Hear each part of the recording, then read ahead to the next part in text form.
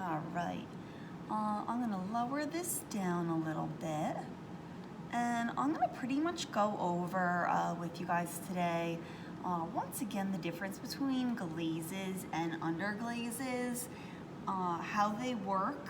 We'll go on a little tour inside the kiln. I know everyone's always interested to see like what's inside there, and then we'll go over a short little video, a little bit about how glaze binds together, and I'm gonna go over some different changes right now.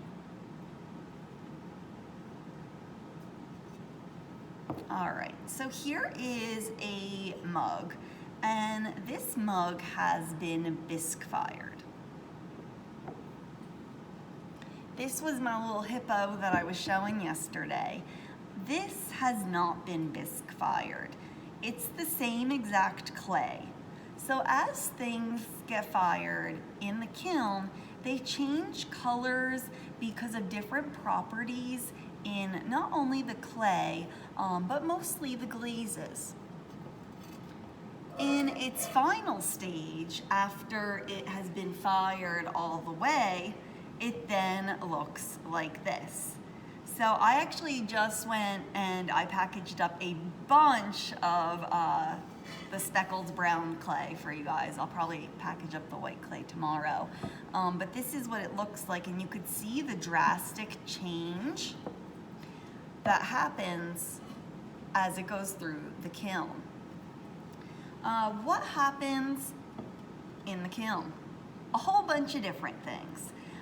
Pretty much everything changes as it goes through a firing process. That's what we call it. When something goes into the kiln, it goes into a firing. You can see how the different properties in the clay change as they go from greenware and drying out a little bit to being leather hard, bone dry, and then they go through their bisque. Now, underglazes are pretty much a glaze. It's a pigment. It's a little bit of almost a ceramic slip with a pigment added into it. This piece here was actually made, it's really cute. It's a little Lilo and Stitch platter. It was actually made using underglazes, and then we put a clear coat over it. Underglazes are applied usually directly onto clay that has not been fired. You can put it on clay that has been fired, but usually it's applied directly onto a bone dry piece of clay, and then it's fired all at once. The reason we could do that is because underglaze is essentially just clay with a little bit of a pigment. It could be reds, it could be blues, and they do go up in price depending on which colors and which pigments are in them. You could mix them like you would acrylic paints as well. So this is a platter.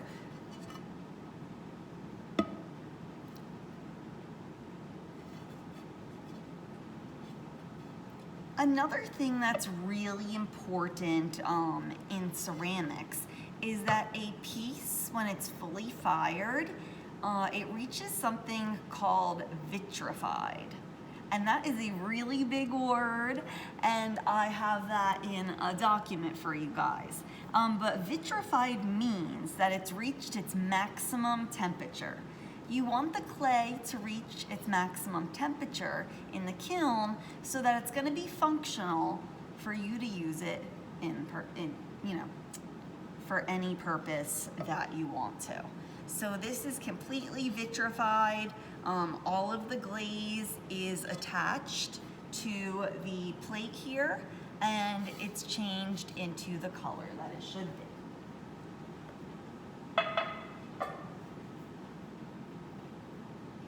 All right, a little bit on glazes. Underglazes are pretty much the color that they are. I'm gonna be sending you guys home with a black underglaze for one of the projects.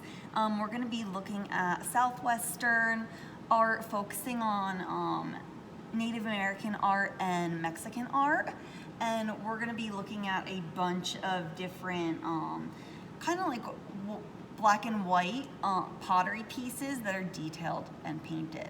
So we're gonna be working with a black underglaze. That way you guys can go ahead and do all your designs at home, bring it in, and I could just put a clear coat on it.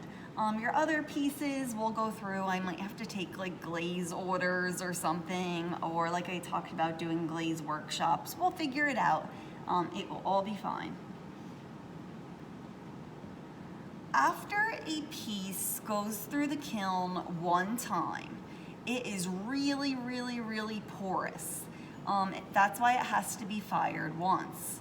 If it's not fired, a lot of the water is still in the clay, so it's not gonna soak up the glaze. So this piece has been fired.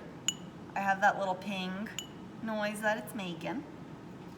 And I'm gonna go ahead and I'm gonna show you guys how the glaze goes on.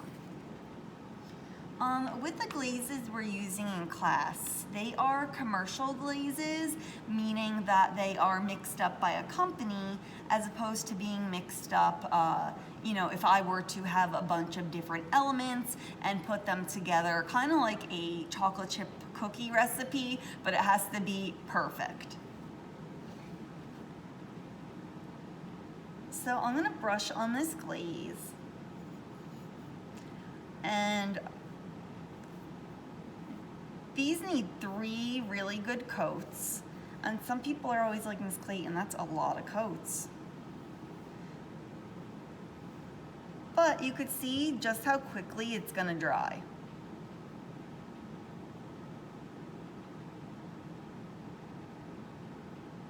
So it barely has any sheen to it anymore. It dries super, super quick because the clay is thirsty right now. It's really porous, it's really thirsty, it wants to absorb that glaze, and that's why it works. It's seeping into all the little pieces on the clay, and as we build up coats, we'll be able to build up a little bit of a thickness, so it'll be even more of a barrier. It's not gonna be streaky or anything. But by this actually going into all of the porousness of the clay, it actually becomes one piece altogether. So the glaze and the clay become one once it's fired because they're actually attaching.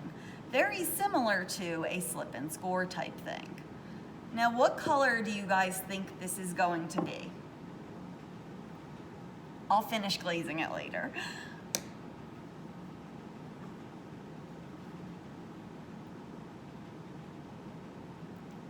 Color, color, color. Any guesses? Green. Okay. This one's not too far off. This is going, it is a green, but it's not quite the green you will have imagined. This is going to turn into this color right here. It's called seaweed. And if I were to put this in the kiln and heat it up all the way to cone 6, which is our temperature, it's gonna come out looking something like this.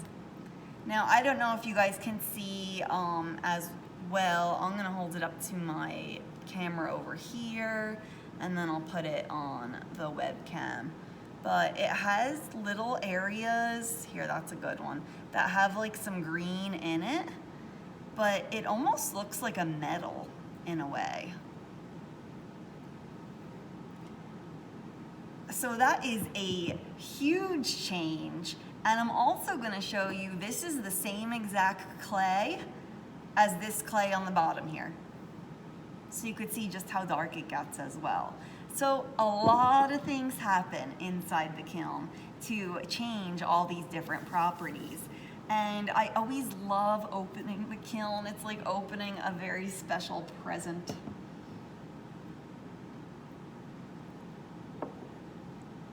Another quick look, I'm just gonna show you guys 2 glazes.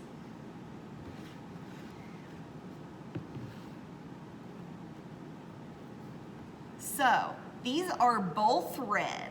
A lot of the glazes I have in class are red. A lot of them deal with purples and blues. Sometimes the glazes look the color that they are, or kind of close to it. Sometimes they don't. I also have this one here. This one, I'm going to turn it around, is going to look like this when it comes out of the kiln. Now everything is labeled. You guys will have to be, careful when picking your glazes, just because you could see how different they are.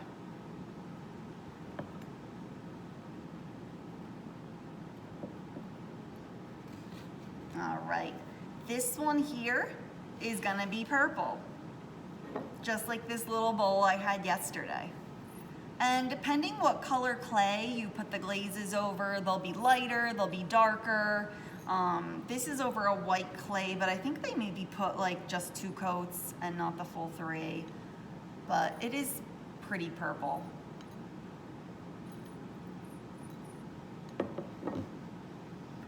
And this little guy, I'm gonna fire. This is one of my little owl planters. It looks like this. It looks like it's white, but when it comes out, it's gonna be this blue color. So I'll fire that in the next firing, and I'm excited to show you guys that one.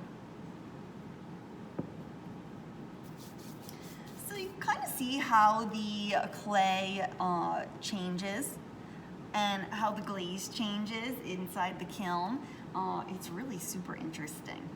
I'm gonna also show you where you can find the glazes online. This one I overlapped, and I want to go over the things that make up a glaze. I'm gonna go over that separately, but one of them is very similar to glass. I'm not sure if anyone has ever seen sand turn into glass, but it's very, very similar to that process.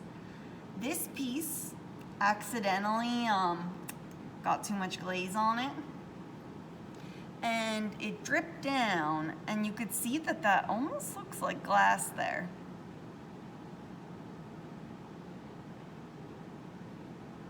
So there is a glass-like component to it that does give it that nice smooth finish.